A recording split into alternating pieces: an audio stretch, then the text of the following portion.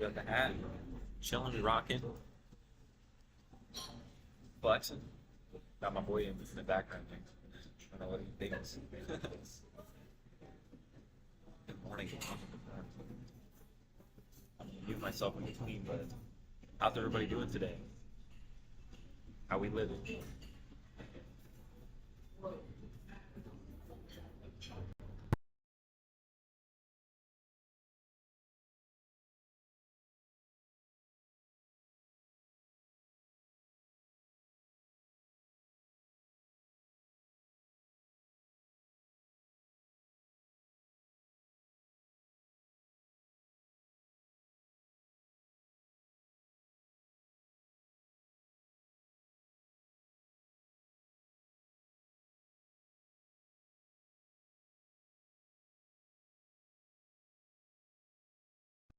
That's what I like to see. The chat's lighting up. Good morning, all. You are full South American right now, dude. Right? It's crazy. I just listened. 20 seconds ago, I had a guy sitting right in front of me. We were talking about how we could be making money flipping apartments out here, apartment complexes. It's crazy. What we were talking about the other day, it's all starting to manifest. The right people are starting to align with me, bro. Everywhere I go, it's crazy. Dude, once you know your shit and you have that I know my shit energy, all this, and like, because it's not like you're ever selling something at that point, right? You're just talking, and then all of a sudden it's like, hey, you're pretty cool. It's like, hey, did we just become best friends? Like it just has a different energy to the conversation. I notice that all the time when I'm out for beers or coffee, networking. It's more just like, so what do you do? Oh, that's really cool. I'm doing something really cool too. Hey, we should team up. That would be cool.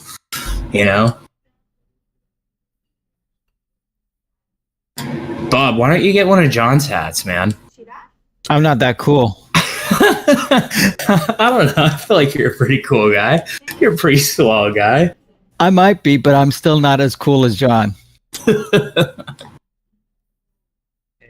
He's at a different level of coolness than me. I don't know about that, Bob. It's all about mindset, Bob. It is. Yeah, I don't know how much I can grow my mindset to become 6'7". I don't know if that'll work or not. 6'7". Matt's busy making phone calls, sub 2 or I'm creative. trying to figure out why my AirPods won't connect on here for some reason.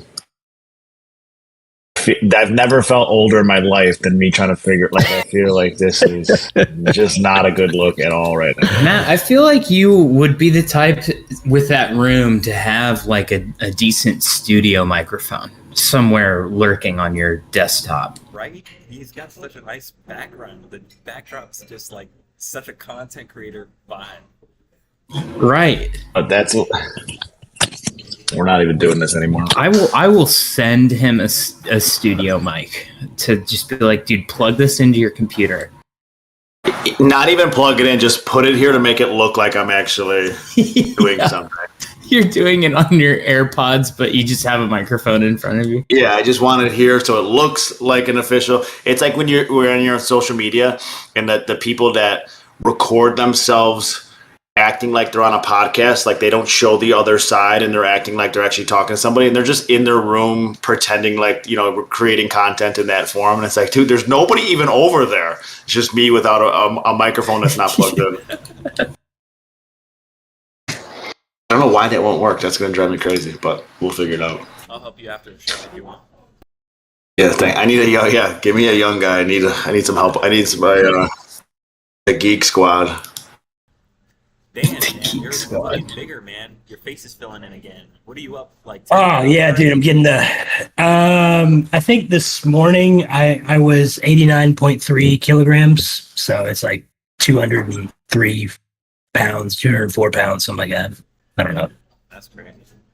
Dan, is that always a compliment if someone were to tell you, damn, man, it looks like your face got bigger and filled in? Would you consider that you know what? The one thing that I hate about getting big again is the fact that my face gets full and round and stuff. That's just my genetics. Like, and that's also where I lose it first too. So when I actually like get stage ready, my face looks like I'm in chemotherapy. So you know what I mean? It's not a good mix. Like my face looks its most aesthetic when I'm like 2 or 3 weeks post competition. That's when it looks like it's all-time best. But I think it's probably when you look your all-time best, like probably anyways, like society-wise, you know what I mean? Because the other way is like too much, and then the other way is like too big. So, you know, yeah, it's what I've been able to hold on to for the past 3 years, like being retired was what was great. It was like this kind of like happy medium. You know what I mean? And it was like a nice in between. So now I'm going to have to go back to living in that, like in those extreme loops of either being on one end of the spectrum. So not really looking forward to that. That's probably the worst part.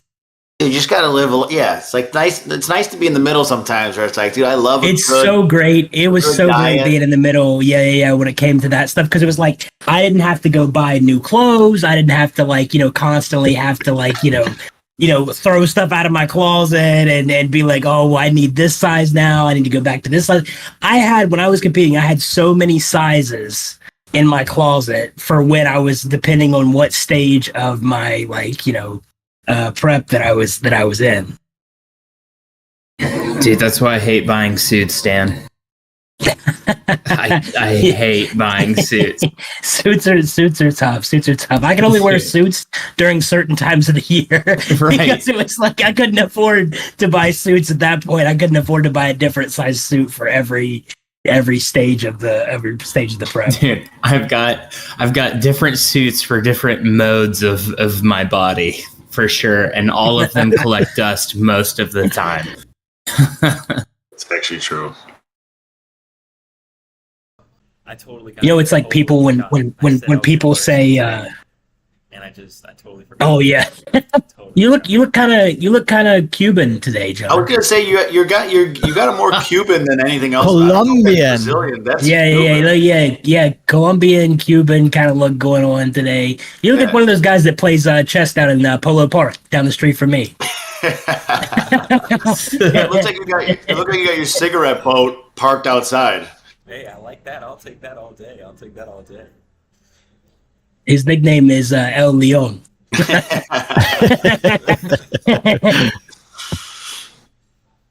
So how's everybody doing? We got a nice little gathering as always. We've got Yolanda, Vidal, my buddy in Tampa, Hector. Good morning, Esme.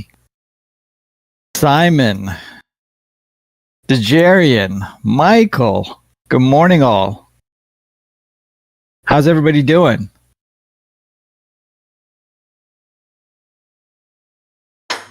You guys wearing your hat like John is? You're trying to buff up like Dan is? John, did you have that hat, or did you go buy that recently? Is that a hat that you like? Is that a hat that you've been? He got that after the Zanesville deal. That's a $4,000 hat right there. That's right. So you're telling me that you've taken that hat from country to country, like you pack that in your suitcase and bring that with everywhere you go? Delicately, I brought this from Ecuador. I bought it in Ecuador. I had to make sure it was transported correctly. And yes, I bought the hat and the shades in Ecuador. So Wow. Look, I got the fit. It's just an accessory. This one just stays right here on the shirt. It's crazy what I'm telling you. If you guys were not in last night's live stream with Ty Silver, that man dropped some serious sauce. But, you know, he's changed my life in a couple of different ways. But I'll tell you this, all right? When you That boy's got some energy too. Yeah, he does. When you dress up and you feel good, you attract more. So always dress well, feel good, and you're going to be surprised at like just the things that align with you, because when you dress up, and sometimes look, it feels uncomfortable to dress up and feel good, but like when you say, all right, I'm going to dress up, I'm going to do good for me, that's when you decide to be on the frequency. The universe will align you with what you want, because you're saying, I'm going to step into this character, into this persona that I am. This is who I am. You're redefining yourself, and then you can attract more for the current frequency that you're on. So the way that you present yourself is very important. Always hold yourself to a very high standard, and you're going to attract way better things. All sorts of higher quality opportunities and people will be in alignment with you when you decide, this is who I am. I had that happen to me, John, in college. Like, I was about your age, and I remember putting on a shirt and a jacket for a business plan competition I did in college. And dude, the energy I had that day, I was just solving problems. I don't know what it was. It was the jacket. I had to be, but dude, seriously, it does help you carry yourself sometimes. You know, if you need that extra little oomph. For sure. It's the alter ego effect. You know, you guys put on a different alter ego. Okay, you became the solution man that day, Paul. You know, you became you became whoever you think has the answers to business. You became, Uncle G, Grant Cardone. You became, you became Pace Morby that day. Whoever. Steve's train. That's what he became. There you go. There you go. Andrew, good morning, buddy. How are you? Good morning, gentlemen. How are you today? Excellent. Good to have you here. Great to be here. See you Great here to be often on Thursdays. That's a trend. I like that. At least I don't know we what can it count on is. you being here on Thursdays. Dude, like sometimes it's like my Tuesdays and Wednesdays just seem to be my busiest days, like right there in the middle of the week, getting everybody squared away. But yeah, I tend to open up a lot more toward Thursday, Friday. Cool. Well, we're glad to have you here. Thank you. So what's going on, everybody? Who's got a question for us? Who wants to talk about last night? Unfortunately, I wasn't there. Yeah, I didn't Somewhere get to else. make it. I tuned in for a little bit. Dan popped in. Yeah. Dan popped in. I was there. Dan heard. I came up on stage. Yes, sir. I came up on stage for a second. Me and Ty had a back and forth for a second. I had to Ty speaks so fast. I had to go take a nap after I got off. That's what I was like, dude. I came in there for about 15 minutes, and I was like, whoa. I had to hold the furniture down in my office because it was just starting to spin around. Good energy, though. Phenomenal guy. Love him. Just tell he loves what he's doing, and he's very excited and passionate about it. Yo, tell that guy to sit down in the back. Hey, sit down. Guy in the back to relax. He wouldn't know what I was saying anyway. So. I was up till 1 a.m. negotiating a seller finance deal in Las Vegas last night, and got into it with we got a nice old back and forth with the seller last night. Ooh. Telling me he has a master's degree. Oh, did you bow down to him? He's a statistician. He's a statistician and also a mathematician. Oh, And he has a master's in one of those. And yet, with all of that being said, could not figure out these seller finance numbers to save his life. None of them.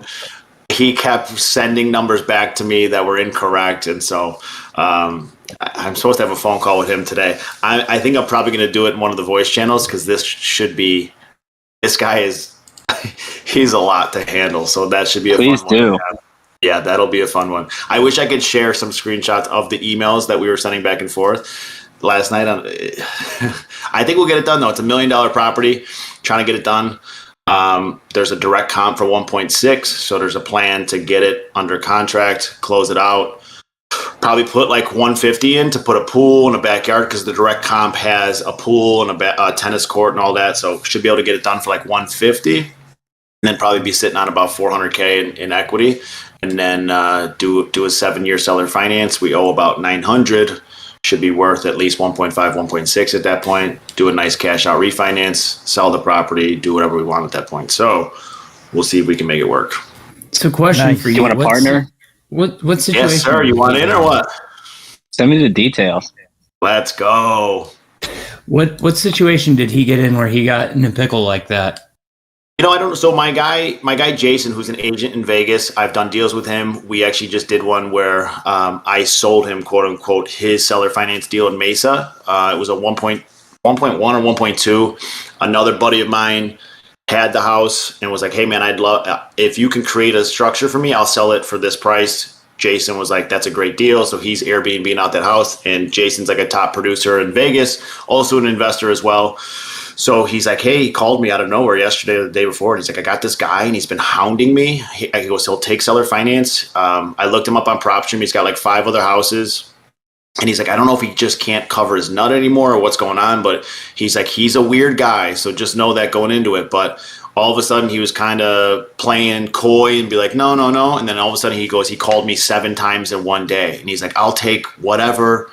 So right now it's listed for just about 1.1, and supposedly he has an offer for 1.5 seller finance with only 50K down.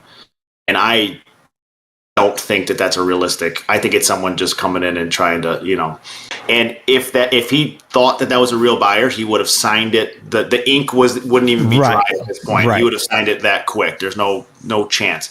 So the fact that he's even gauging other interest and seeing, and then all of a sudden we're talking about numbers at 1.25, 1.1, so it's like, how are we so much lower than that offer? And if that's a real person, so I use that to my benefit, but I don't know. I think he got in a little over his head. He's the listing agent and the seller. He used cell phone photos for this list. The worst photos ever. And then my guy Jason just bought a house in the same neighborhood for like $975. That's a little bit smaller, but he's like, it's a beautiful neighborhood. He did a walkthrough with his camera and sent me the videos. It's a beautiful house. It's staged. This guy is doing it no justice with how he's listing it in the photos. So again, I think he's just over his head. I'm not exactly sure what's going on with him. And the way that he was emailing me last night, I mean, I would email him a nice long thing, and then within 15 minutes he's rapid fire 4 different replies and 4 different, he's that guy. He doesn't reply all either. He kept replying just to me, and then he would add Jason, and then it was just chaotic. So I just don't think he's doing himself a service. And like I said, he's got 5 other properties in Vegas, all relatively the same price point. So I think he's just over his head at this exact moment. So he seems I think Jason was texting me on the side. He's like, "We got this guy." But the guy was texting Jason on the side, and he's like, "Why would you ever send me this type of guy? He's so unreasonable. He's so talking shit about me in their group, in their chat." And Jason sending it to me. But Jason's like, We got him. So I'm going to try to lock it up. Like I said, it should be somewhere around 1.1 is what he's asking for. Around 3% interest. Should be somewhere around 50 to 100K down. And then we'll have a ton of equity. And then, like I said, if we want to finish the backyard, direct comp just sold for 1.6. Matt, what would be and the then cash return at, let's say, realistically, a $75,000 entry, right? With your assignment plus 50K down, what would that look like for an investor? Yeah, so that was the tricky part last night as I was running, because this guy was so chaotic. He was throwing all these numbers at me. And again, I always preach, especially on the seller finance side, when sellers are giving you their terms, they likely don't even know what those terms mean, what it actually breaks down to when they're saying it. Exactly. They'll just say, "I want this purchase price and I want you to pay me this much monthly." And they don't know what those two things mean. They're not putting it in a financial calculator. They don't know what interest rate that breaks down to. They don't know any of those things, what your loan balance is going to be, none of it. So I put his numbers of what he was asking in the financial calculator, and I was like, 5%. No, I was like $5,000. So I ran the numbers the way that it would make sense to me. So on a luxury listing like that, preferably 15% and above cash on cash is beautiful. Anybody's going to take that, likely all day of the week. On luxury listings and the millions and above, it gets a little tougher. But the way I structured this, pro forma, if we can get 7,500 midterm, which I guess is very, very easy.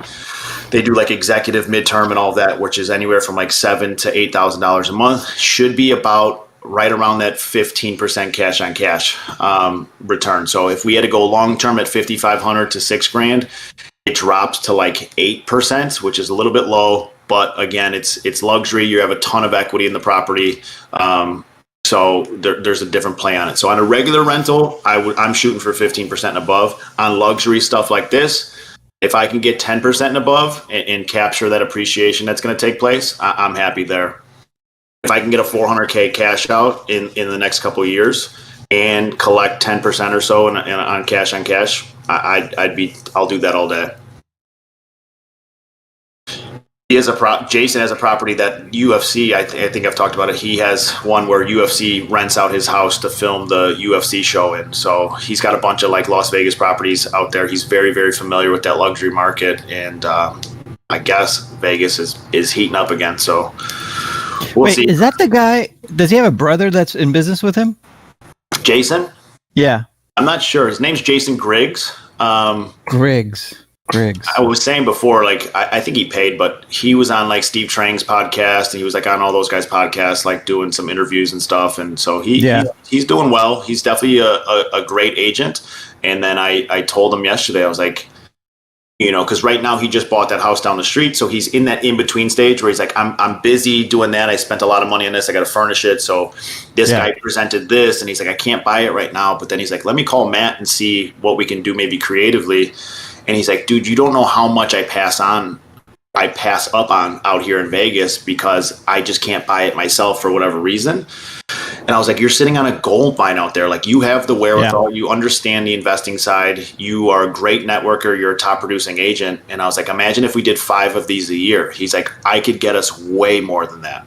So we're talking on the phone today, and we're going to see what we can do. But he's excited. Matt, we got to talk, brother.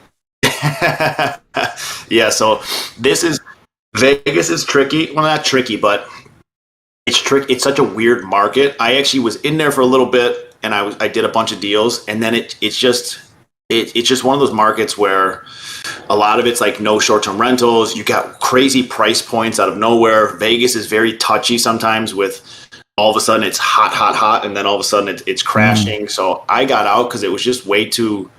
It was hard to value deals at certain points, but now that Jason's on board, I very, very much trust his opinion on where things are and what's going on, and he's got his finger on the pulse.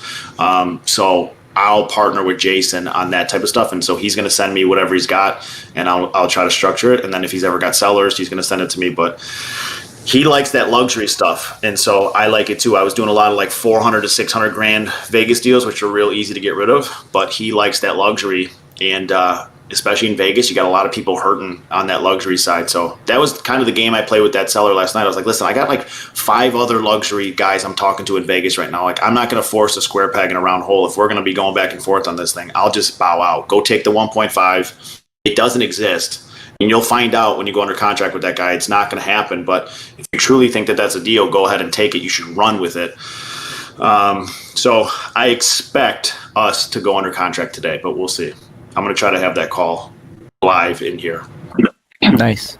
I'm really Andrew, I didn't know you were in the Vegas market. Are you? I mean, with the way that those numbers sound, I'll get a plane ticket. I'll get a plane ticket tonight. He's in the money market. There you go. I mean, that's the thing. Like, you know, I kind of told you, Matt and Bob, you know, a few weeks ago. Like, we get our leads, we have all our processes, all that good stuff, but we're also kind of at that point where, not to necessarily go into big flips or anything or builds, but we're interested in other markets as far as doing acquisitions and these types of deals that Matt's talking about, especially on seller finance terms. I mean, I'm not doing I don't market in Vegas, therefore I'm never going to get exposure to these deals without somebody like, you know, Matt, and with Matt's guy who's boots on the ground there, which is, I think, again, for everybody, it's just a testament to what real estate really means, which is it's all network based. Like, I might have the capital to do these deals that Matt's talking about, but if I don't have the lead and I don't have the connection with Matt to maybe help shepherd me into these deals and partner with Matt on these deals, then they don't really exist in my world, right? Mm-hmm. So it's all about that partnership. So Bob, I'm ready to go wherever the money is. Awesome. Good to know.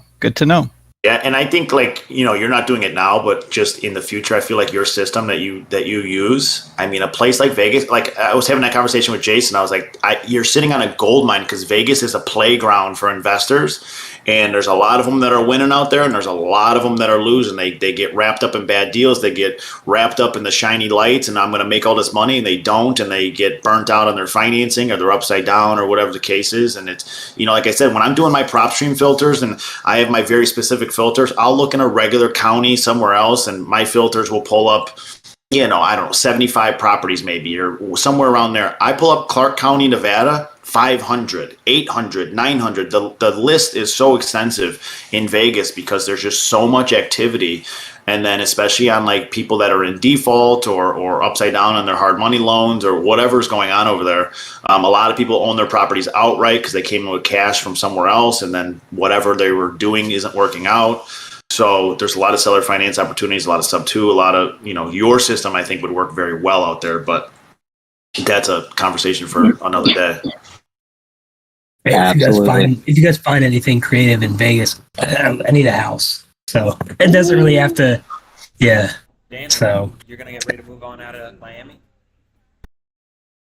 No, it's just, so I have a condo in Vegas For his right business now. in Vegas. We have a condo in Vegas right now, but it's like, my partner's like very, like, we're very different. So he's very like old school, like he likes like the old school Vegas vibes, like, and he's just a little bit, his taste is just a little bit different than mine. So, if I could get a house that's like a little bit outside the strip, that'd be fantastic. That's the one thing with Vegas. Like I look at, like, this house is really nice, don't get me wrong, but like just the aesthetic of houses in Vegas, interior, like it's not my style, but there's plenty of people out there living, Dude, it's I just found this fantastic like situation this woman was in. Her name's Diane. She's like my personal realtor out in Vegas. Sorry, Becky. She's like my personal realtor, like out in Vegas, and she had this property that she bought and was planning to flip, and she had already flipped it, but she overcalculated her numbers, and now she can't sell it. And so she's got this hard money loan on it, and it's just like, so it was the perfect situation for like a sub two, but the issue was that it's hard money. And so the loan was pretty much out maturity, and the interest was horrible, and like it just, so, but the house was like, that's my style 100%. Like it was like, it was exactly the type of house that I would have wanted, but yeah. Dan, I'm working on 2 St. Pete deals right now. Hey Matt, do you work with on deals that have hard money loans on them creatively? I did one in Arizona. Depends. It depends on how much life is left on that hard money. And the one I did in Arizona, the hard money lender was willing to restructure the terms to extend it because the person had already ran out of time, and then they were in the penalty phase. So I forget the price point of this place. It was like $600,000, I think it was, a nice flip that they did. But the monthly payment that they were paying plus the penalties was outrageous. I mean, it was a 12% rate, I think it was, and the monthly payment was just insane. And basically at that point, the owner was handing back. They were like, I got no options here. They were handing it back. And the hard money lender was like, we don't want this thing back. Like, please make it work. And the owner was like, I don't know how, I'm walking away. And so the agent was like, hey, the lender's willing to talk with you and restructure if you're interested. So that was a situation where it made sense. So yes, but it would depend on the actual hard money circumstance. Yeah, I'm the other way. I'm more no. Yeah. Unless if the number, unless if the lender is willing to it depends on how much time I have. Like, like if I see something in a trust, it's the same thing. It's like, how much time do I have? Could I find the owner? Yeah, exactly. Well, yeah, sure. If it's a home run deal, but if I see hard money on my initial, it's probably not going to be something I'm going to spend a lot of time on. If I could put a pin in it and come back to it, maybe, or send it to somebody to work on, maybe. But yeah, it's a lot of legwork in the beginning to possibly not even end up being a deal to begin with. Yep.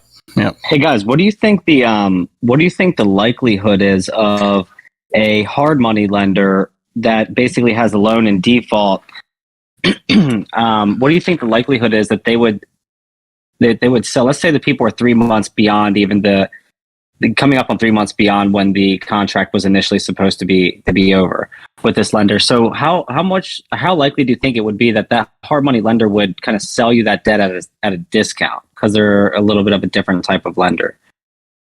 Like if I came in and say they owed 160 plus, just call it 15K of late fees, and I came in and said, look, like I can pay off this debt for 155 right now. How likely or inclined do you think a hard money lender is to negotiate in that way? I love when I see Andrew's wheels start turning, especially like I know that comes rooted from like where like the way that you structure your business too. So you're thinking about that kind of stuff. I love that. I think again, like when I talked to this hard money lender, the one in Arizona, like they were adamantly like, we don't want this property back, and so we're willing to restructure this thing. So I guess it would just depend on probably the size of the hard money lender and what they're capable. And some of the smaller ones might be more flexible, or maybe the large. Who knows? But I think that there's maybe definitely a chance, depending on how much they don't want that property back, and if they're willing to resolve that debt without having to take that property back. Are you talking about, Andrew, paying it off or restructuring it like what Matt just described? I'm talking more of like to come in and just pay it off. Like, for example, if I could take some of my capital and go, okay, say the property is worth 200,000. They are the private or the hard lender at this point, 170, right? I'd be interested in coming in with my own capital and just paying off the debt, 150, making them a settlement offer. As if you would if somebody had collected on the debt, right? And just be like, look, if you don't want the house back, I'll cash you out right now for 150. Yeah, that honestly is dependent on the lender. It depends on how bad the hard money lender wants the house, okay, or wants their money back so that they can turn around and lend it again, right? So It's just a matter of a phone call, really, and having that conversation with them to see if they are willing to do that or not. They would more likely be up for a restructure, okay, with even possibly a lower interest rate if you're willing to catch up on that 15K, for example, okay, right. Which might make more sense for you too because you're coming out of pocket less upfront. Sure. Rather than paying the 150, you're only coming out 15, right? And then just making those monthly payments, and then maybe even negotiating on the actual the principal. Right. Yeah, that would be interesting. You might be able to restructure it that way with them. But again, it'll depend on the hard money lender. I had 2 deals brought to me, I think in the last 2 weeks it was, and both of them were with hard money lenders. And one of them just did not want to move. They wanted the house because they knew there was so much equity in that house. They wanted the house. Yeah. They would not work any way whatsoever. I mean, we tried so many different angles on that thing. Nope. You either pay the entire full thing or we're foreclosing it. And they were in second position, which was odd for a hard money lender being in second position. But they were full on, we want the house. So it'll depend on the, on the lender. Yeah, no, that makes complete sense. I figure it's definitely going to be on case-by-case basis. Yeah, absolutely. But just was kind of also considering that since hard money is a little bit of a different lending space in general, that I would imagine that the flexibility and negotiation paths that you can take with them is probably much simpler than a large bank or a traditional lender. Right. Yeah, because it's non-QM, so they just kind of have their own rules and regulations for the most part. They lent to an entity, so there's no real protections there either. They can kind of do whatever.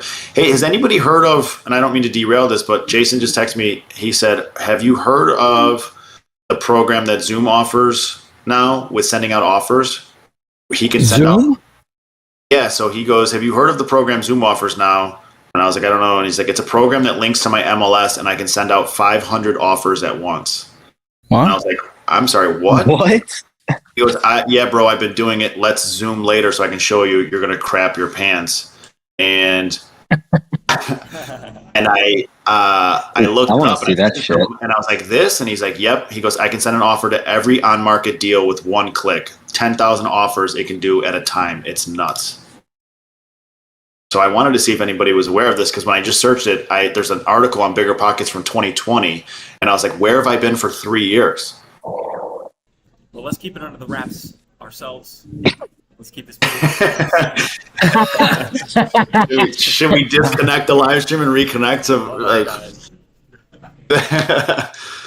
So, all right, yeah, we'll put that in the exclusive, but. Oh, they're not supposed to know that exists, man. In my exclusive email. Yeah. Hey, what the fuck? I'm not on anything. That's outside the matrix. Yeah, I'm off the grid. Man. It's really turning right now. Especially for him in Vegas. Like, all right, we won't talk about it. We're good. I'm going to try not to think about it. I'm excited for this. I'm available throughout the day. Andrew says I'm available throughout the day. Oh, man. I got a couple of cancellations to make, but I'll be there too, right? Yeah. Well, I think we'll be doing a group Zoom call here. So anybody got questions? Let's see. Simon, you got a question about a house. Let me read it. Working on a deal in Roland, North Carolina, probably a full reno, but the seller can't provide any photos right now. Would you comp it for the worst condition? So yes. And then you said, so $55? No, I'd probably go higher. Seller mentioned that it might need a new roof. House has been vacant since 2015. Ouch. Okay. Yeah, I would go higher. I'd go higher than 55 a square foot. Again, just be as conservative as possible. Can you find any boots on the ground? Is there a lockbox on it that someone can go take a look and take pictures of it, Simon, that we can send someone there? North Carolina, we got lots of people in there, in this community, and I've got people in that area. So yeah, we just need access. What's that? I don't know where Roland is. Yeah, Never even heard of Roland. Oh, it's out in the middle of nowhere. That's why. Let's see. It's got a population of 887. That's a lot. Oh, Hey, I'm curious. Let me see the hurdle swings in That's there. like a family. yeah, that's a neighborhood. It's got a neighborhood in there. It's got one neighborhood. There's more people in that cafe with John, I think. Yeah. So it's I'm about curious. Do the hurdle 50 swings minutes work away. together on one business, or do they have two separate businesses? oh, good question. That's a good question. The twins? The hurdle Yeah, 50 minutes from Fayetteville. So I mean, I would talk to my Fayetteville buyers on that and see if they'd be interested, because I highly doubt you're going to find anything in Roland, any cash buyers. But I agree with PDRE, $80 to $90, easy. They're That's where essentially I'd be. they're the same person, John. They're like a hive mind. You know what I mean? I agree. Because They're just- when they wish me they're happy just- birthday, they're just one a wished half. me happy birthday, and then the other one wished me happy birthday 11 seconds later. I don't even know how that's possible. They're twins, man. They've got this telepathy thing going. Yeah. Dude, I've seen like identical twins run businesses together, and it is the most like unique, because it's like they have just enough difference in their personality to like, you know, change some things. Like one does this, the other one does that, but essentially it's like they all have like the same thought process. They both have the same thought process. So it's like to create the ultimate superpower corporate structure, you really need to have like, you need to find a way to have like, you know, a guy who's very smart, very intelligent, very driven, and you get a girl that has like all these attributes and everything that you want in like a certain part of the business, and you somehow find a way for them to have like a quintuplets, and so you can create the ultimate corporate structure. You know what I mean? So it's like, and that way it's like just clones just working in a ladder together. You know what I mean? Like that's the ultimate company right there. That's the ultimate investment. I just Like got a breaking text. corporate arranged marriages enacted in the United States. It's like David has the Matrix scene right there with Yeah. the agents. Yeah. Mr. Smith. I just got a text from my agent on the Dawsonville deal. We do have a solid offer waiting in my inbox to be signed. No, we're not doing that. What are you waiting for, man? Well, I'm not gonna make any. Is that your land deal? That's my land Yeah. deal, yeah. You haven't John. You haven't signed a contract on that yet? No, not That's yet. what I'm asking. What are you waiting for? John, What is the holdup? what are you waiting for? Maybe we should wait till Friday. Why? What if there's another offer that comes in and we didn't wait, we didn't see what was behind door number Back two? up. Back up. Backup plan. Preach right now. Yeah, just get them as a backup offer then at that point, and then if the first one bails, And then for pray the whatever first one fails.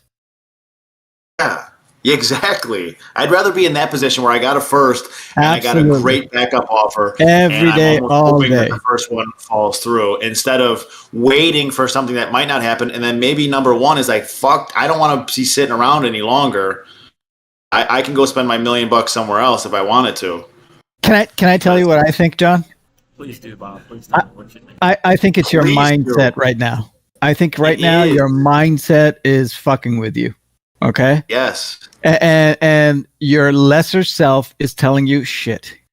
That Yes. triple digit money. He Can I wants that really do I 6 digit really check. deserve it? Do I really want Yes. it?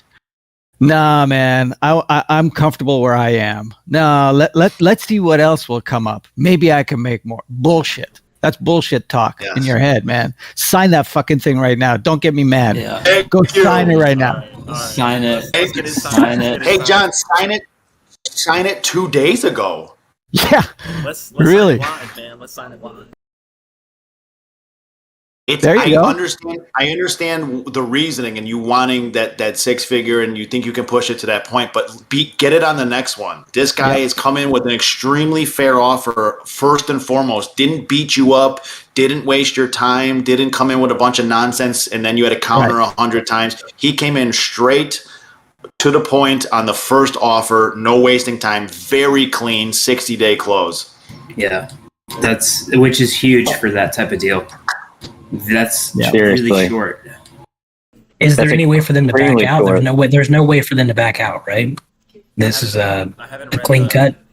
I haven't read all of the contingencies. There's a 30-day inspection, but they're going to be spending a lot of money, on a survey to make sure that this can be rezoned for what they want to do. But after the 30 days, the $10,000 earnest goes hard, non-refundable, and then they're supposed to close in the next 30 to 45 days. I have to read through the agreement. I haven't opened it up yet. The only backout that it's going to be related to, Dan, is if they can get planning and zoning approval. But according to that listing agent, this zoning use would be pretty easy to push through because it fits what the city's planning around it. So it's got good odds, and almost any LOI that comes in on a parcel like this is going to have some sort of P&Z type clause attached to it. Yeah, but you're signing an LOI, right? You're not going to sign. You're not signing a. You're not. This isn't going to prevent you from accepting future offers. No, this is going to be the offer. This is the offer. No, this is the offer, yeah. But still, man, it's an offer. I don't see why you shouldn't sign. I'm just saying I don't see. Yeah. That's what I'm saying. I don't see why you He shouldn't. came sign. in at a 6% discount for a cash offer. Yeah. What do you want? I 2% don't. I don't. I don't like. Here's what I always say, John. And I said this to. I was so. It's funny. Like me and my dad actually got into an argument over vacation because we're selling the restaurant and all this stuff. So we have an offer right now on the table, and I want to accept it. Like I think we should accept it, right? And my dad's like, no, we can get more. And I'll tell you guys a story real quick, and another little story out of the story box here, give you guys a life lesson. It's the same thing that I told my dad.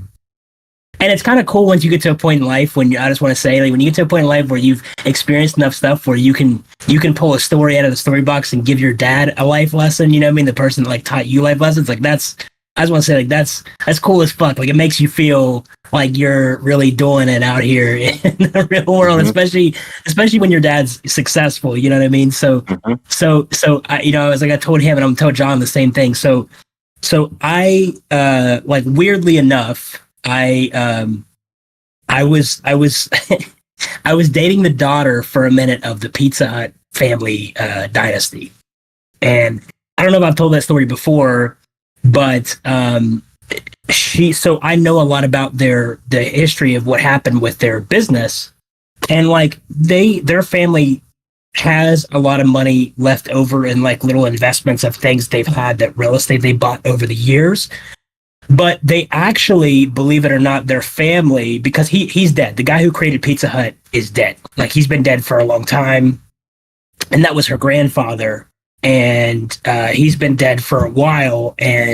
But before he died, right, when he was like my dad's age, right, so when he was like in his like mid 60s, or like, I want to say actually like late 50s, actually before that, Domino's came on the scene, and Domino's offered Pizza Hut a exorbitant amount of money, because Domino's was like this first little like push of like a large franchise company that was just going to come in and just start just throwing up stores everywhere. Because their idea was not like they didn't want a sit down place, do a little nice dine-in restaurant. They want to be like fast food pizza, right? So they were like the first company that came in with the idea of fast food pizza. So they liked the idea that Pizza Hut, though, had together. They wanted to try to find a way to take the business that Pizza Hut already had and throw it into their model and make Domino's work. So Domino's was this company that came in from a corporate structure, from another conglomerate that had a lot of capital already up front. And Domino's wanted to take over Pizza Hut and threw this man a ridiculous offer at the time. And this was at really when Pizza Hut was at its like, it was at its point. So he was raking in money. Every single year this man was raking in ridiculous amounts of money. And they were making, just crazy capital. His business, he thought, was getting better every single year. But let me ask you a question. How many of you guys in here have eaten at a Pizza Hut in the last year? When was the last time you guys had Pizza Hut? It's my whole point. That's my whole point. Yeah, high school, right? Yeah, high school, right?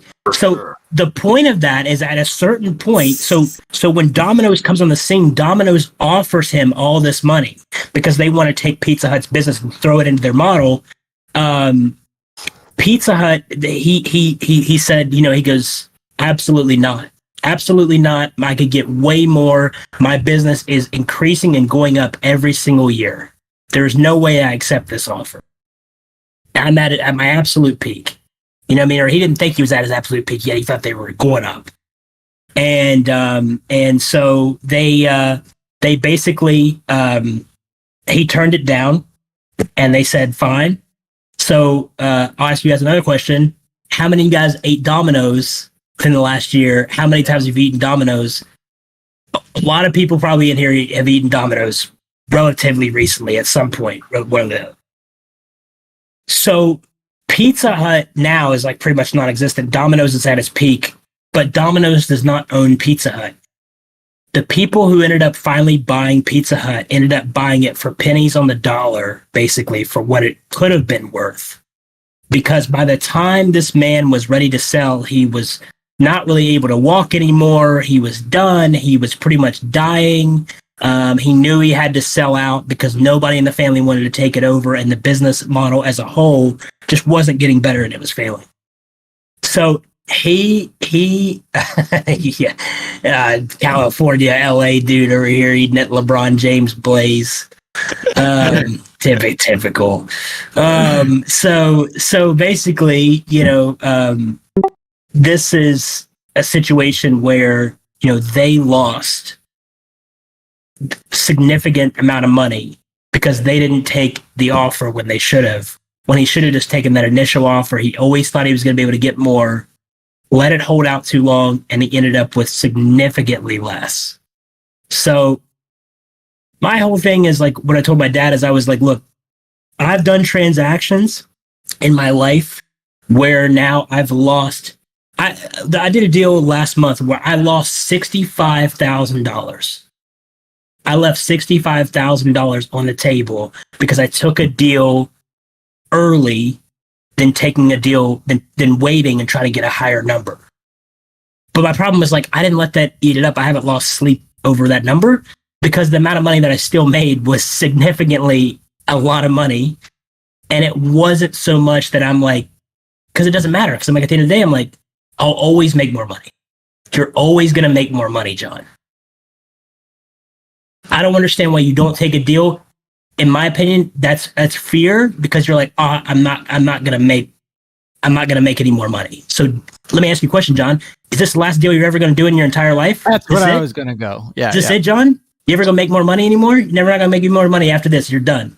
Retire from wholesaling after one deal. I'm gonna have my barbecue story, the cookout story after this deal. I'll be able to talk about it. This is it. This is your barbecue story. This is your barbecue story. $100,000, John. That's pitiful. If you come to my barbecue and you tell me, you come to my house, John, you come to my $2 million penthouse and you tell me a story about $100,000 deal, I'm gonna laugh in your fucking face if that's the story in 60 years.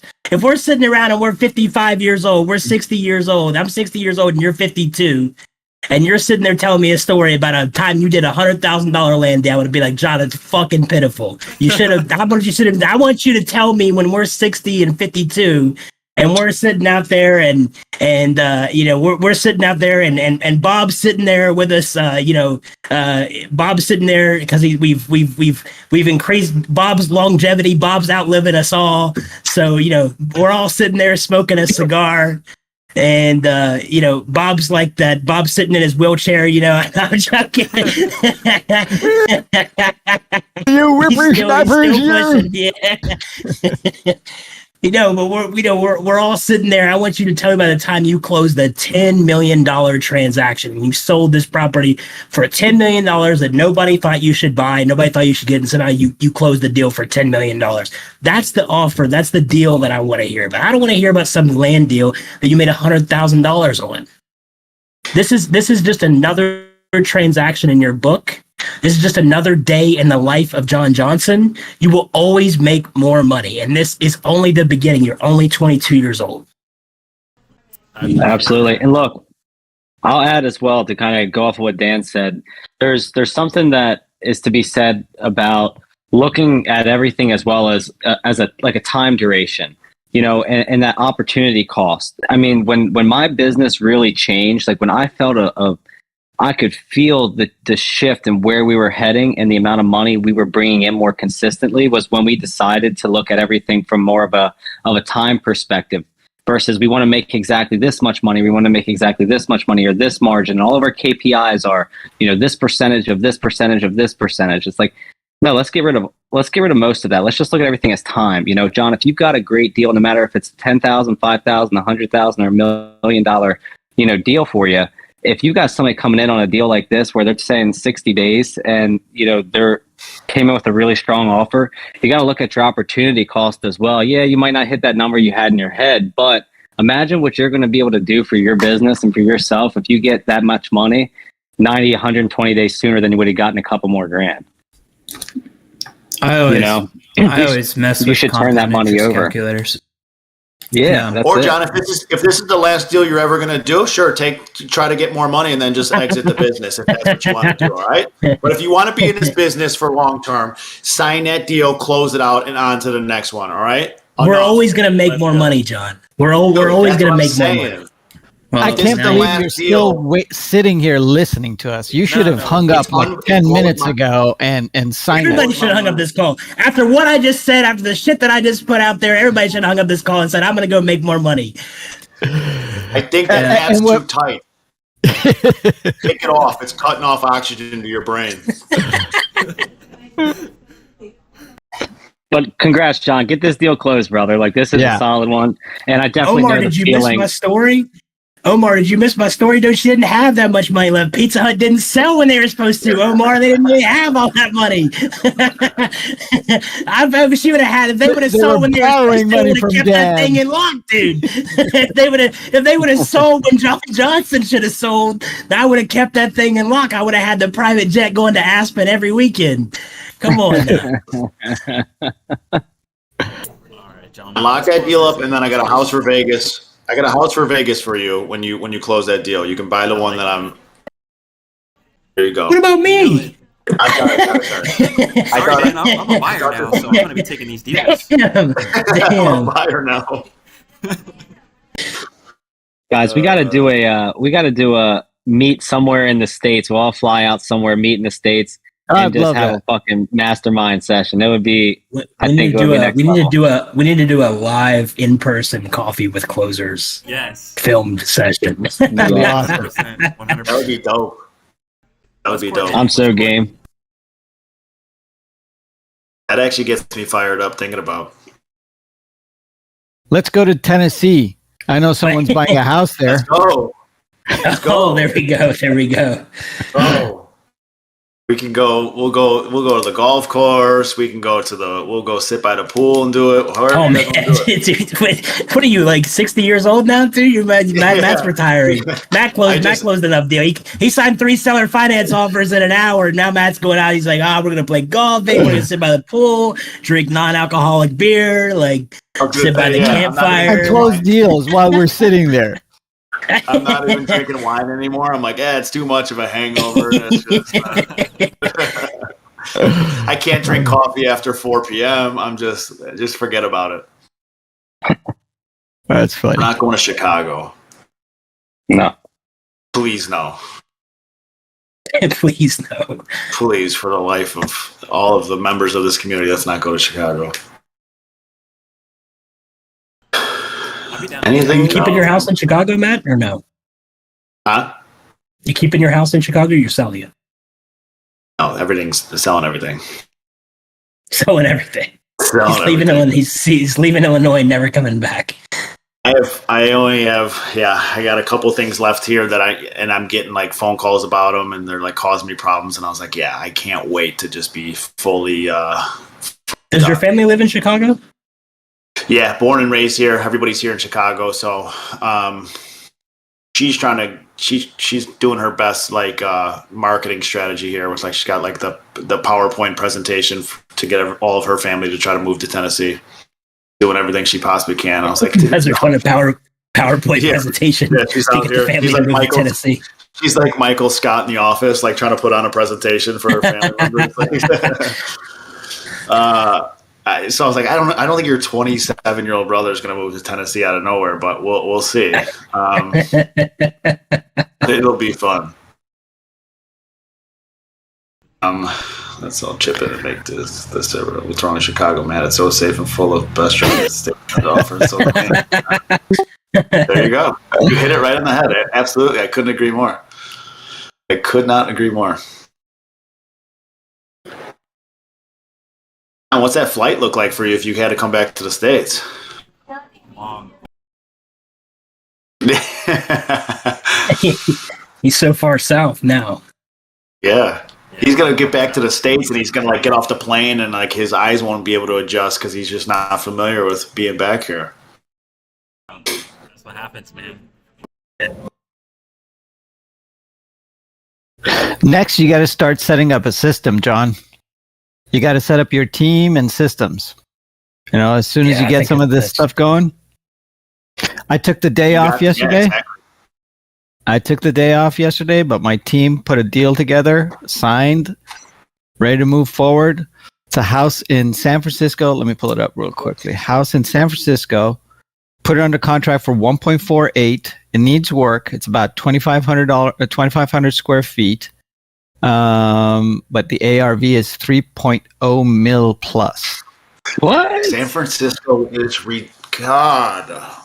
Right? Sounds like a big deal. I don't understand this land. Wow. Don't Come on now. understand Yeah. it. My partner and I are deciding whether we should just wholesale it, make a quick 100 out of it and get out, or do the rehab of it ourselves, go to like 2.6, 2.7. Bob, Not how bad long is it bit. going to take you to make that decision? Are you going to take days and days and days to make that decision? Well, let me see. I got to see if a better deal comes along first, and then I'll mull it over, and then I'll call you and Dan and Andrew and Paul and see what you guys think, and then maybe we'll go to the audience. Instead I mean, making that's a hell of a rehab. A quick 109,000 instead, and it'll be a much better. Isn't San Francisco though, like, isn't the days on market a little bit longer than like your typical market, especially at that price, right? Because, like, sorry, say that one more time. Isn't your days on market to, like, if you were to resell it, it's going to be you're going to be holding out a little bit longer in that area because you're just like, yeah, absolutely. But it's if it's a 3.0 mil. Okay, house, and I'm putting it up for 2.7. You can bet I'm going to find proper buyers for it right away. Cash buyers, probably. right? Yeah. It's crazy. It's stupid, but it's here. Buyer what? Oh, that's like people are they're still moving out there, and like if you go across the Golden Gate Bridge, you'll see, like, Bob knows what I'm talking about. You'll see, like, these RVs sitting on the side of the road, and it's like those are people's homes who are trying to work in Silicon Valley because they can't afford to live in an actual house in it's crazy in San Francisco. Yeah, and is that pretty much the draw to San Francisco still, is just Silicon Valley and well, I think until Google leaves, Google is like the throne of San Francisco, and until Google were to try to leave San Francisco, which I don't ever see happening, actually. Yeah, why would they? Wouldn't make sense for them at this point because they're still coming out. So is San Francisco, and again, this is me so uneducated on this because I just never have even remotely. But so this is going to be great. Be careful what you say, Matt. You live in Chicago. Okay, so this With all the clean. Hold on, give me a second here. Is San Francisco? I know it has its issues. We'll start there. Is it safe? And I say that because there's a lot of companies in Chicago, big companies like Boeing and the McDonald's Corporation that was here that took over the Oprah building that has left, and a lot of, like, the big CEOs of Chicago that have left have explicitly done, like, press and interviews saying that the reason that they were leaving is because it was hard to find good employees, and it was hard for recruiting, and it was dangerous, and all of these different things that took place. And so I know that there's a big homeless issue there, and there's a lot of plenty of other issues in there. Are those things not affecting anything in San Francisco, or is it something that can be looked past? Because there's a lot of I'm sure it affects some buyers, but in general, no. Especially if you're dealing with cash buyers, if you're dealing with investors, there are so many rich people in San Francisco. It's insane. Okay, I'm tired of looking at $3 to $5 million homes being brought to me. And you look at them and you go, holy that's like the bottom, cow. that's like the bottom end. That's gorgeous. I mean, you look at some of these houses and you just go, wow. I'll see videos of San Francisco, and it's like one of the, a 3-story house, and it's got, like, the driveway in the back of the house, and these people are pulling in and out, their Lamborghinis, and then there's just homeless encampments on their driveway all the way down their street, and they're like driving through Skid Row, which is on their doorstep. And I can't believe that there hasn't been, like, a huge exodus of San Francisco. And I can't believe, like, companies like Google haven't looked at that and be like, hey, this is really hard to deal with. I'll tell you what, this is not a racist thing at all or anything like that, but the Chinese love San Francisco. Okay. And we get a huge influx of cash from these buyers. Okay. And these are the ones that are buying those multi-million-dollar properties. Okay, they'll snatch them up right away, especially if it's got a gorgeous view. This house that I just saw from yesterday, I just looked at some of the pictures. I'm like, really? This thing is worth $3 million? And then I looked at the comps. I'm like, yeah, Yeah, it's 3 million. Yeah, Yeah. I just cannot It's believe. crazy. It's crazy. I had that conversation with my wife about Chicago, and I was like, at some point, like people are willing to stick out an area as long as there's certain things there, right? Yeah. Like as long as Yeah. it could be politics are bad or there's homeless, whatever it is, but as long as I feel safe or as long as these three factors still are here, I'll ride it out and I'll just bitch about it, but it is what it is. But once you start removing those elements where you're like, I no longer feel safe, I no longer this, and it's like, what am I sticking around for? I cannot believe that. And it doesn't seem like San Francisco has slowed down at all. No. I think like Portland, Oregon right now is probably more dangerous than San Francisco in terms of. And I don't think San Francisco is dangerous. I've never really heard. I'm sure they have the homeless. It's homeless, like, yeah, absolutely. Dangerous. But the difference is, I think, is like what you're looking at in San Francisco is like most of the people who are homeless in San Francisco actually have jobs. They just can't afford to live in a house. There's that too. Yeah, there's that too. Like, I'm being serious. I'm being serious. Most of the people who don't have homes in San Francisco are actually working for someone. You know what I mean? They just can't afford to live in an actual house, which is like horrible. But I think the reason, like, you know, you see the issues like with Chicago is the way it is because it's like there's territorial, gang There's wars crime. because you're central United States. So you're controlling the drug movement from one side of the United States to the other side of the United States. Yeah, So- and there's also just generic crime here in terms of like it's not even like a homeless crime. It's like gang crime and all. Right. People who have homes. Yeah. People who have homes. Yeah, you give a guy $1 in San Francisco, he's like, "Hey, asshole, I make $90,000 a year. I just can't afford a house." Yeah, exactly. That's the truth. That's honestly the truth. Yeah. So I Yeah, I would say probably like I would go to LA over San Francisco any day, but I would say probably LA probably has a higher crime like violence rate than San Francisco does. Yeah. I went to LA once and I was so, and again, I love speaking from this like I have such a bias when I've only done something one time, so it's so uneducated. Matt's like your typical Midwestern American. So true. But I went to LA one time and I had such high expectations of like what it could possibly be, and I got there and it just didn't meet a single thing. It was just everything was billboards. There was homeless people everywhere. Nothing against Hey, Matt. homeless people. It became impossible to like do anything. Yo, You gotta so look, Beverly give me the Hills, spot. Beverly Hills, Four Seasons on Doheny. Stay There you there. go. Just stay there, brother. You're gonna change your opinion on LA. What do I gotta ask for? I know you got the in. I'll send you the deets, brother. Matt's Andrew, what you have to understand, like Matt's your typical like Midwestern, American family, I'm new like, money. growing up. I'm So new like money. I have no experience. so asking him to pull out his wallet, no matter how much money this man has in his bank account, I can already tell you that when he gets he sees those numbers, he's like, oh man, is it worth it? Is it worth it? You guys got an RV in the back. I'd rather just look at the stars all night. And you just He'd rather cut off his Yeah. pinky than pay that money. I gotta pay a mortgage a night to stay here. That's fucking nuts. This wallet's got dust on it. I'm Shit, new I money better go with no close 3 more seller finance deals to afford That's this. what I'm saying. I'm like, we're sleeping in the parking lot until I close this deal. We're not going in there. Until, yeah. And even then, I feel disgusting about it. But yeah, I'm new money with no experience, so I see that stuff, and I was like, you guys are crazy. What are we doing out here? This is insane. Sure, I can afford it, but why are we affording this? Why are we affording this? This Matt is would wild. like he'd have a stroke in Miami, dude. Holy shit. Yeah, he should. I need to There's- start getting more into that though, in terms of like it's like again, it's like It's okay to spend money. yeah, it's like a complex I have from like just growing up, I think, and like the environment that I grew up in and all of that, and now being in a much more comfortable position, and it's like I think when you move, there's a guilt about it. I think. when you move somewhere where that is the attitude, it definitely helps because I've had this conversation with friends of mine who grew up, in similar areas like me. Cause like, obviously like I'm from a really small town, Yeah.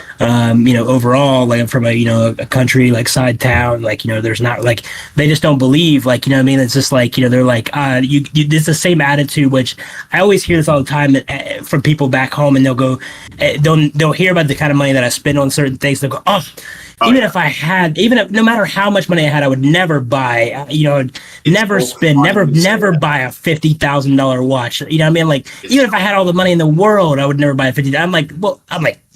Like, even if you had all the money in the world, you'd never buy a $50,000 watch. That logic doesn't even make any sense. What a waste of money. I'm like, what would be the point? Like, you just like, is this because you're just mad at the creator? Like, what is the point? You know what I mean? But I used to feel that way. Like, I remember when I first moved to Florida and I was like looking at some things, looking at the difference in the way people live. It's like, there's a big difference in the way people in Tampa live too versus the way that people in Miami live. It's like large difference. And so like, I remember the first time that I ever came to Miami and I was looking at real estate. So the first time I ever came here to actually look with a realtor at the rental prices of what I was going to be renting, right? So my realtor, she's taking me through these places. She's I'm asking her how much they want for this place. And she like gives me a number and I'm like sitting there and I'm like, oh my God. You know what I mean? Like the first time I heard these numbers, I'm like sitting there like freaking out.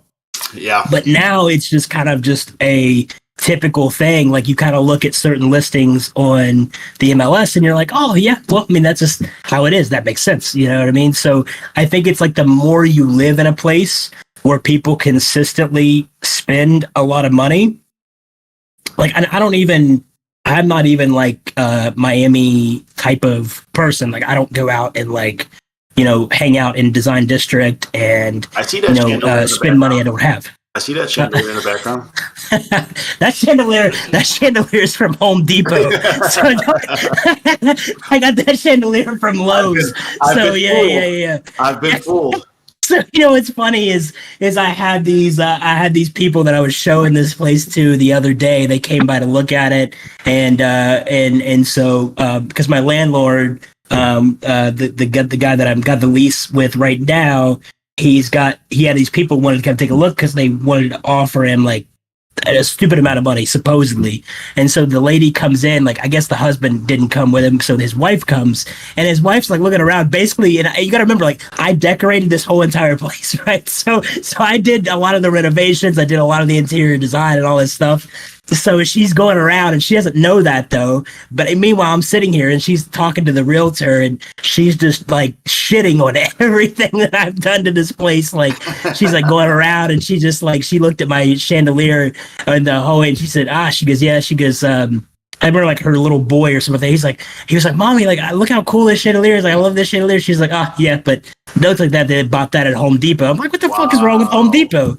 You know what I mean? She was like, and I remember when she was leaving, she was like, yeah, this place would look way different if I had this place. And I was like, well, damn. I thought I was really doing a good job. You know what I mean? I was like, but everybody's just got a different style. She was like making fun of my chandelier that's in my dining room.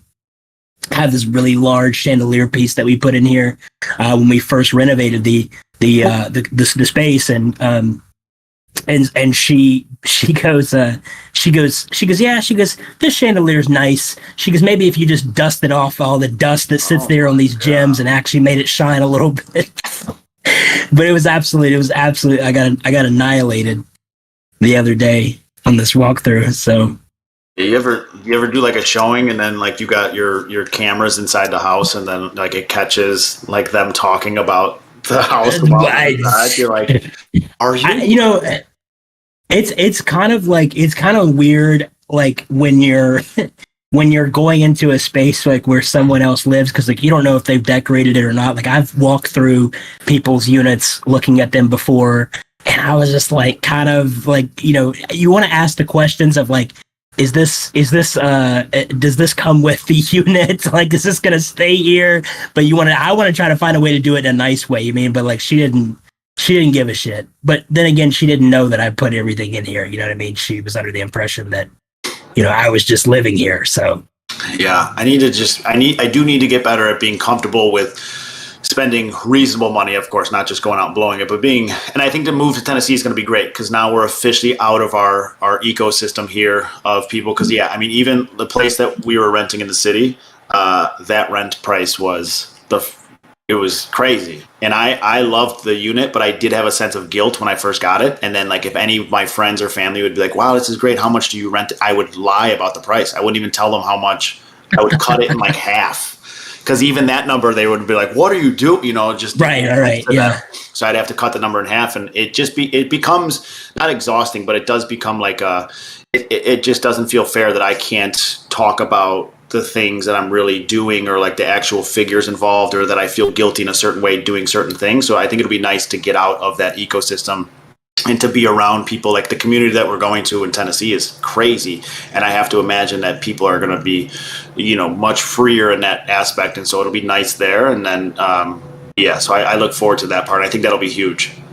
Well, I think it's like good for your space when you start hanging around with people that make a lot of money. You notice that you'll start thinking differently too. And like, I think a lot of people think like, I don't want to hang around with people that spend a crazy amount of money because I don't want to become someone that's focused on materialism. But what you have to understand is once you start hanging around people that can actually talk about the actual amount of money that they're spending, and they'll throw numbers at you that you've never imagined before, it changes your whole perspective actually on what you think is possible. So it does amazing things if you have the right mindset, right? Now, if you have a mindset of a 16-year-old boy, you know what I mean, that is, you know, wants a Mercedes AMG for the wrong reasons, you know what I mean, it doesn't do good things for your mindset. But when you're someone who's driven, who's someone who wants to have a certain, linear path in life, when I would say one of the best things that ever happened to me was when I walked into a room and I was having conversations with a guy who was telling me he was making, you know, $300,000 in cash every single month. You know what I mean? And I was like, I didn't even know it was possible. You know what I mean? The fact that you could be pulling in and seeing $300,000 pop into your bank account every single month, and you just have that to spend, like, blew my mind, because it made me realize there's so much more money to be made. Like, this guy's not that special. I can do it too, right? Like, I could get to that number. So it's good to have those conversations. It's good to be around those people that change your perspective of how much money you actually even think you can make every single month. That happened to me a few years ago with my attorney, who, you know, when I go up, like friends and family and stuff, like I'm probably the most, you know, I make the most money in all of that in those rooms. And so you know, you don't want to talk about it, and then you become like like you're in a room where you're always like the top, and you kind of get used to that, and you're like, you might even every once in a while be like, I'm the shit, like everybody I'm always around, I'm the shit, and you kind of get that in your head. And my attorney was like, hey, you should come with me on my boat. I got all these people coming with, or developers, there's this. And I was like, all right. And I got on that boat and started talking to people, and people weren't even really paying me attention. And then I started hearing the numbers they were throwing around. And within 30 minutes, I was put in my place. There's a guy who owns 5 title companies, and he makes $1 million a month from his 5 title companies. And he was just throwing it out there. And I was like, I'm sorry, what did you say? Well, I think I missed that part. What'd you say? And he's like, yeah. And he didn't really want to say it. And my attorney, they're like best friends and stuff. He's like, he's so modest. He never wants to say. He's like, he makes $1 million a month from his 5 title companies. And then they just opened another one. So I'm sure it's even more. And then it's just like, oh yeah, like, okay. Like you said, now I know of course I knew it was possible, but now I'm physically looking at people who are doing those numbers and seeing what it takes to get there. And then it's even better sometimes when you see somebody making a ton of money and you're like, if that guy can do it, I know I can do it. That guy is an idiot and he is able to produce, you know, so it's nice to see all ends of the spectrum. Yeah, like I have my friends that I hang around with, that I just hang around with to enjoy conversation and have a good time, and, you know, hang around and chill, right? Like I have that friend group, and then I have my friends that I go out with simply just to like elevate my perspective in life, right? Like I might not have like the most fun time with them when it comes to just like hanging out and just, chit-chatting back and forth. But I have a different perspective every time I leave that table, every time I leave that group. I get elevated in a different sense. So I think it's good to have a mixture of people. Yeah, but don't you, Dan, after a while of hanging out with the higher elevated people than yourself, enjoy chit-chatting about those topics than the regular topics that you chit-chat with your other friends? I'm not putting the other people down by any means. because the things that me and my other friends are interested in are things outside of monetary and like just regular, like, you know, this and that. Like we talk about like spiritual things, we talk about moral things, we talk about, Sure. world history, scientific things. Like we talk about those different things. And so that tantalizes my brain in different ways. Full circle. Ooh. All I bad. have a Yeah. tantalizing Tuesday experience, you know what I mean? But All bad. Right? so that brings out different perspectives of my mindset. So I get challenged in different ways, and I Sure. feel just as good. And then I can go, because what's crazy is like I can have those conversations with those people, and then you will hang out with people who are who elevate you in a monetary sense. Right. And you hang out with them, and you can't really have the same conversations with them as you can have with these people over here, because it's like their mindset maybe is different, because they're a lot of times sometimes from different countries or different backgrounds or something like this. So you do get different perspectives, but a lot of times like we don't always agree on what we see things, spiritually and scientifically and those type of things, because I have different communities, and I try to spread my mind into the different ways to, really set forth, a well-rounded perspective. Because for me, it's for some of my friends, who I hang out with who are very successful, they're totally fine with being rich and out of shape. Like some of them are totally fine with being like, my wife annoys the shit out of me, I'm out of shape, but I make 15 million a year. Like that to them is like, they're like, it's whatever. To me, it's like, I like, that's not enough for me. It's like, I have to enjoy my life at home. I want to, love the person that I'm with, and I want to make sure that I'm in phenomenal shape for the rest of my life. So therefore, like that, like their life isn't, enough for me, even though their sense of like how they see money can elevate me in that sense. There's things that I can relay on with other people who maybe don't see the aspect in going after the monetary sense, but they see the aspect in going after the health and the social aspects and those type of things. So, it's just different. I really believe in like, the Japanese, art of really, creating the well-rounded man. You want to write well, you want to speak well, you want to, carry yourself well, you want to be able to fight well, live well and love well, and also be able to have, the monetary aspect to complete that chart, as well. So, that's really how I like to live my life. Dan, it sounds like you're getting ready to pack your bags and head to Asia's. What's going on, man? I am. I'm very excited. I'm going to Japan in November. So I'm very excited. I'm going to Pack that kimono, no? Yeah. Huh? Flight's booked. Packing a kimono? Right now I'm looking at I've picked the month, and now I'm looking at flight plans and staying travel plans and all that kind of stuff. So I'm going to yeah, for sure.